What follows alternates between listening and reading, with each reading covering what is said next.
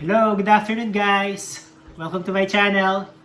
So today is Thursday, nag-half day lang ako kasi kailangan kong sunduin si Ate Tay sa...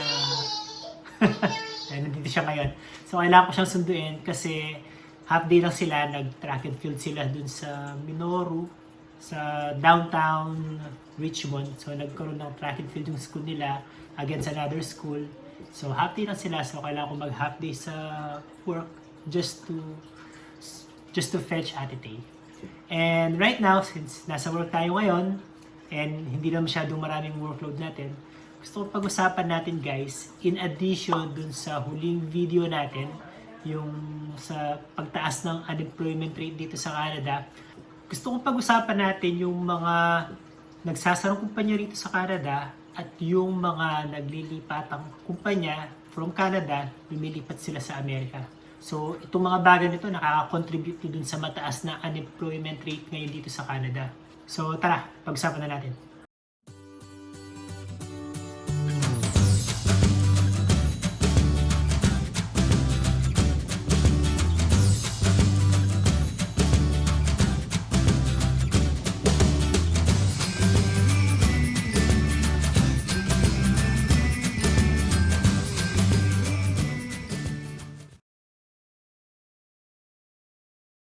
So bago natin simulan yung kwentuhan, gusto ko lang banggitin sa inyo guys na alam nyo ba yung Hudson Bay Company rito sa Canada?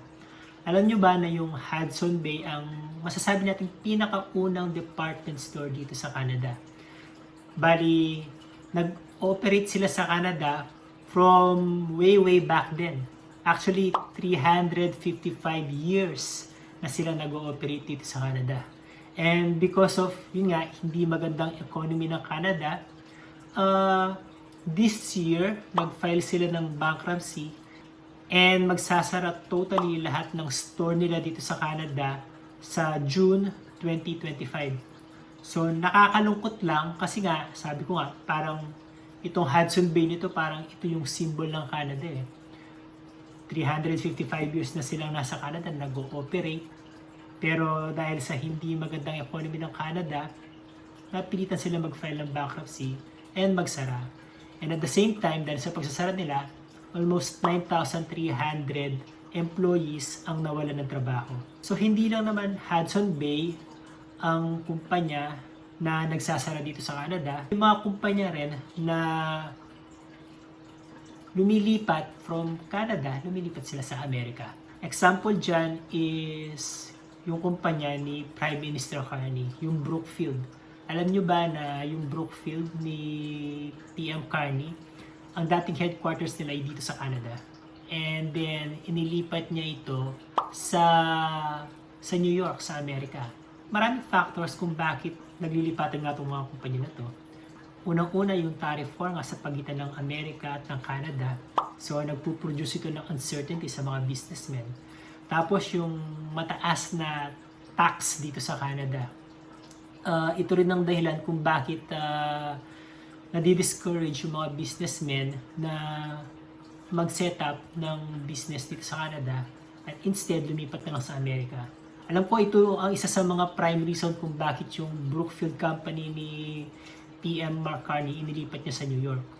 So, now that we mention these things na nagkakapag-contribute sa paghina ng economy ng Canada and at the same time, pagsasara at paglipat ng mga kumpanya from Canada to America, ating pag-usapan yung mga kumpanya na either magsasara dito sa Canada or lilipat sa Amerika.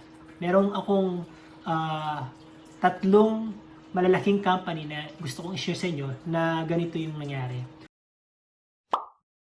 Unang-una is yung Bell. Ang Bell is one of the major telecommunications company dito sa Canada. And may plano dapat silang mag-expand ng high-speed internet sa Labrador. Pero nag-announce sila na hindi na nila itutuloy yon, kundi mag-expand na lang sila ng kanilang business sa Amerika. So, nakakapanghinayang tong balita na to kasi ito nga sana yung expansion na gagawin ng Bell sa Labrador, makakapag-produce yan ng maraming magtrabaho sana sa lugar na yon. Pero since hindi na nila tinuloy yun, marami ang hindi magkakaroon ng opportunity makapagtrabaho. And at the same time, yung kikitain sana ng lugar na yon sa mga taxes na babayaran ng Bell or wala. And instead, Amerika yung makikinabang. Amerika yung magbe-benefit sa mga taxes na babayaran ng Bell. Mga American employees ang makikinabang sa gagawing expansion ng Bell sa Amerika. And then, yung number 2 naman is yung Stellantis. Ang Stellantis is an automaker company. So, sila yung gumagawa ng mga car brands na Jeep at Ram. Kung alam niyo yung mga car brands na yon. So, sabi nila, they will be halting productions of their cars here in Canada due to tariff. And in the process, they will lay off around 4,500 hourly workers in Canada. So, napakaraming mawawala ng trabaho dahil dito sa pag-halt ng production ng Stellantis sa Canada. And ang pinaka-reason nga, tariff war. Tariff na ipapatong ni Trump sa Canada. So, nakakalungkot na balita yon. And then, ang third na gusto kong i-share sa inyo is ang Honda. So, kung hindi nyo alam guys, ang Honda, meron silang factory dito kung saan sila ang gumagawa ng mga CR-Vs dito sa Canada. So, sila yung nagpo-produce ng mga CR-V cars dito sa Canada. Pero lately, ibinalita nila na they will be moving their production from Canada to America nga. Kasi most naman ng mga consumers nila sa Amerika eh. So, dahil nga sa tariff na ipapatong ni Trump sa Canada, tataas yung cost ng CR-V cars na bibilihin ng mga Amerikano na manggagaling sa Canada. So, in the process, syempre, ang maapektuhan talaga yung Honda. So, ang gagawin na lang ng Honda para maiwasan tong problema nito is ang production ng kanilang mga CR-V cars, gagawin na lang nila sa Amerika at hindi na sa Canada. And also, dapat may plano silang mag-expand or mag-invest dito sa Canada to the tune of $11 billion, Canadian dollars. Pero sabi nila recently na ipopostpone nila yung mga plano na yun.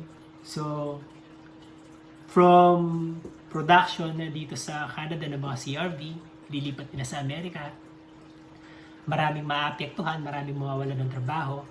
And then, yung expansion sana na gagawin nila dito sa Canada, $11 billion expansion, hindi na nila itutuloy. So, maraming potential jobs na naman ang mawawala.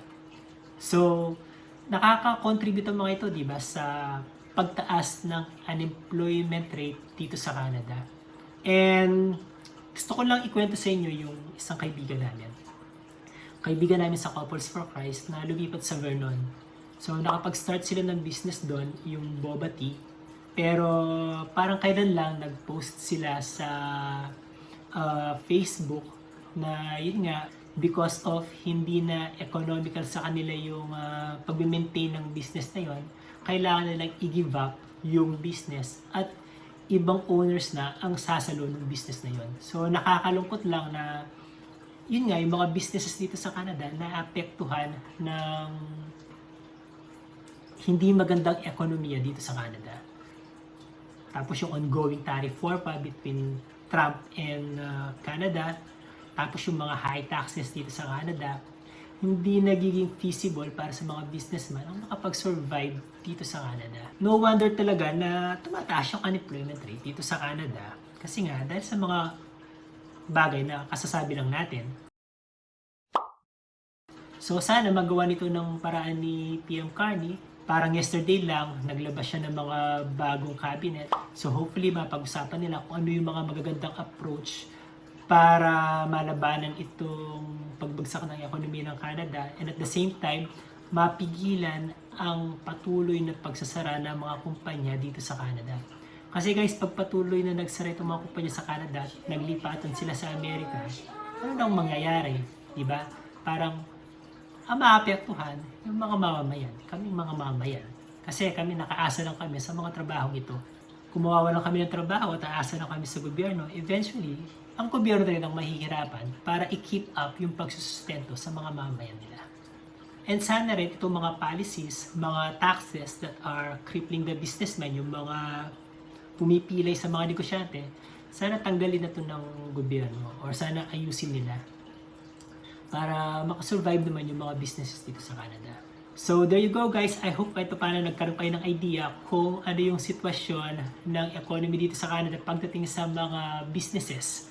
So in addition dun sa last video ko about unemployment, yung patuloy na pagtaas ng unemployment dito sa Canada, hindi maganda yung naibalitaan natin ngayon kasi nga yung mga businesses dito sa Canada ang nagsasara and instead lumilipat sa Amerika.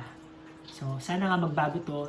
So in the coming months, hopefully gumanda-ganda naman ang economy ng Canada at tumaas naman sana ang employment rate. Hindi yung unemployment rate, employment rate. So there you go guys. I hope kahit paano nag-enjoy kayo sa video nito. And if you don't mind, please don't forget to subscribe to my channel, like this video, click the notification bell, and share this video with your friends. And also drop your comments kasi gusto kong binabasa yung mga komento nyo. Hanggang sa susunod guys, maraming salamat. Bye! I'm happy you picked me up late because one of the teachers said if you help me clean up and pick up all the garbage, we'll give you candy. So I did, and I got candy. Really? I did not pick you up late, silly. I have to pick you up at 1:30. It's just 1:30 in the afternoon. Oh, So, we're taking a bus. yep, we're gonna take a bus. Daddy-daughter bonding time. Happy? Okay.